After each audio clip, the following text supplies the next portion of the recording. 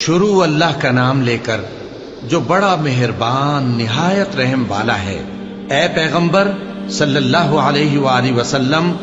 لوگوں سے کہہ دو کہ میرے پاس وحی آئی ہے کہ جنوں کی ایک جماعت نے اس کتاب کو سنا تو کہنے لگے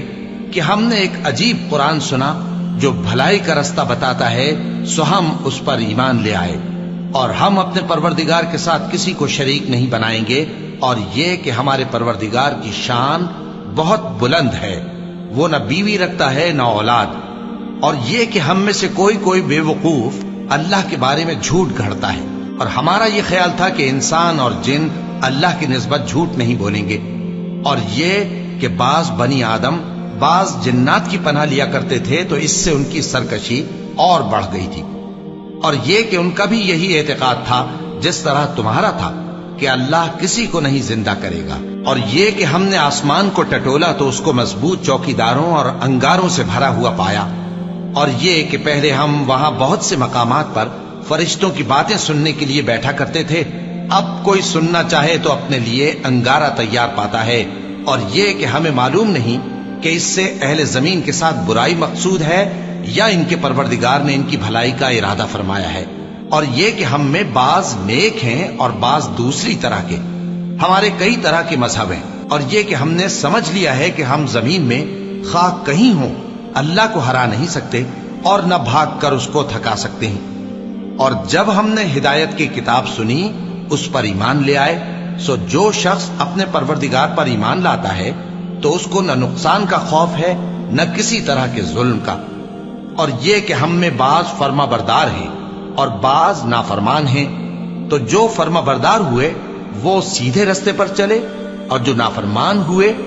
وہ دوزخ کا ایندھن بنے۔ اور اے پیغمبر صلی اللہ علیہ وآلہ وسلم، یہ بھی ان سے کہہ دو کہ اگر یہ لوگ سیدھے رستے پر رہتے تو ہم ان کے پینے کو بہت سا پانی دیتے تاکہ اس سے ان کی آزمائش کریں،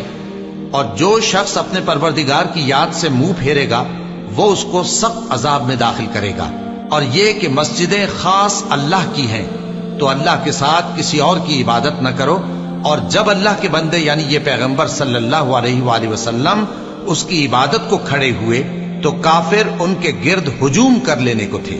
اے نبی صلی اللہ علیہ وآلہ وسلم، کہہ دو کہ میں تو اپنے پروردگار ہی کی عبادت کرتا ہوں اور کسی کو اس کا شریک نہیں بناتا،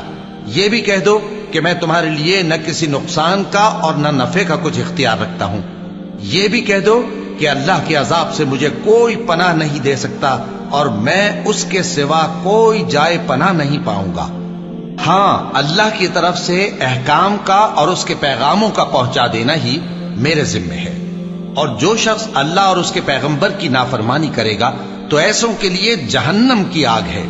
وہ ہمیشہ ہمیشہ اس میں رہیں گے، یہاں تک کہ جب یہ لوگ وہ دن دیکھ لیں گے جس کا ان سے وعدہ کیا جاتا ہے، تب ان کو معلوم ہو جائے گا کہ مددگار کس کے کمزور ہیں اور شمار کن کا تھوڑا ہے۔ کہہ دو کہ جس دن کا تم سے وعدہ کیا جاتا ہے میں نہیں جانتا کہ وہ عنقریب آنے والا ہے یا میرے پروردگار نے اس کی مدت دراز کر دی ہے، وہی غیب کا جاننے والا ہے، سو کسی پر اپنے غیب کو ظاہر نہیں کرتا، ہاں جس پیغمبر کو پسند فرمائے اور اس کو غیب کی باتیں بتا دے تو اس کے آگے اور پیچھے نگہبان مقرر کر دیتا ہے تاکہ معلوم فرمائے کہ انہوں نے اپنے پروردگار کے پیغام پہنچا دیے ہیں، اور یوں تو اس نے ان کی سب چیزوں کا ہر طرف سے احاطہ کر رکھا ہے اور ایک ایک چیز گن رکھی ہے۔